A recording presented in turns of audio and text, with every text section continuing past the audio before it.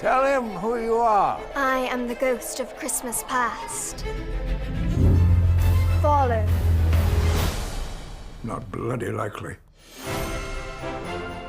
This film, it's a sort of origin story of The Christmas Carol. Mr. Charles Dickens!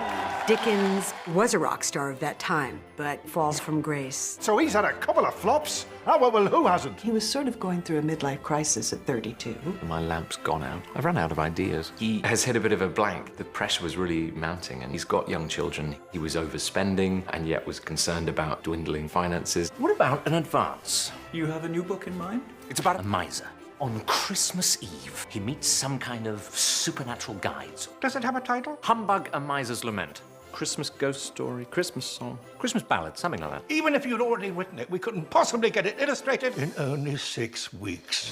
This is what Charles Dickens had to go through to make the greatest Christmas book ever produced a reality. He had to publish it himself, he had it illustrated himself. He's got a lot on his shoulders. A jolly ghost. What's that mean? He had this intense theatrical imagination. Get the name right and the character will appear. There's a playfulness to the way in which these characters literally manifest. Scrooge. Shut the window. You think I'm made of money? Mr. Scrooge. How delightful to meet you, sir. Sorry, I can't say the same. Dickens talked about the characters in his books being more real to him than people he knew in his life. They become his torturers, in a way. He gets writer's block, and particularly Scrooge becomes his nemesis. I'm the author here. Allegedly.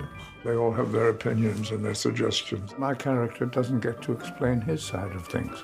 So I've taken the liberty of writing a short speech. No. What Dickens created became important to the whole world. He completely changed the way people looked at poverty. Those people don't belong in books. Those people giving the poor. Dickens permeates the culture in a way that no other Christmas story does, with the possibility of goodness. And how do we treat our fellow man? Christmas wasn't celebrated quite that way before Christmas Carol. God bless us, everyone. It's the most extraordinarily charming and magical Christmas story. Oh, Mr. Scrooge, you and I are going to do wonderful things together. Merry Christmas to one and all.